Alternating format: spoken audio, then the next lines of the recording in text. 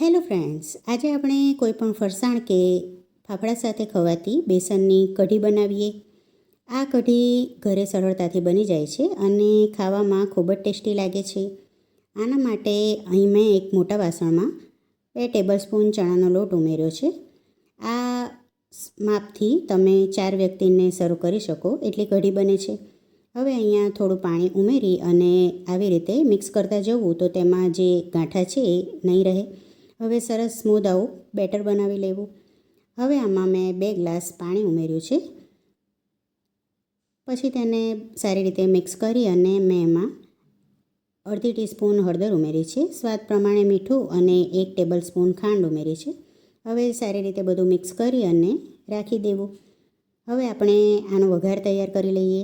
આના માટે મેં કઢાઈમાં 1 ટેબલસ્પૂન તેલ ઉમેર્યું છે અને 1 ટેબલસ્પૂન રાઈ ઉમેરી છે. રાઈ આમાં થોડી સરખા પ્રમાણમાં ઉમેરીએ તો ચટણી દેખાવમાં પણ સુંદર લાગે છે અને ખાવાની પણ ખૂબ જ મજા આવે છે.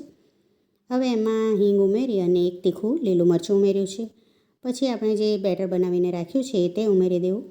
ગેસની ફ્લેમ ફાસ્ટ જ રાખવી અને સતત આને ચલાવતા રહેવું. થોડીક વાર આવી રીતે ચલાવતા રહેવું અને ગેસની ફ્લેમ સ્લો રાખવી. અહીંયા સરસ મજાની કઢી તૈયાર છે. થોડી ઠંડી થશે પછી કઢી ઘટ થઈ જશે. અહીંયા કઢી ઠંડી થાય પછી મેં એમાં 1 ટેબલસ્પૂન લીંબુનો રસ ઉમેર્યો છે.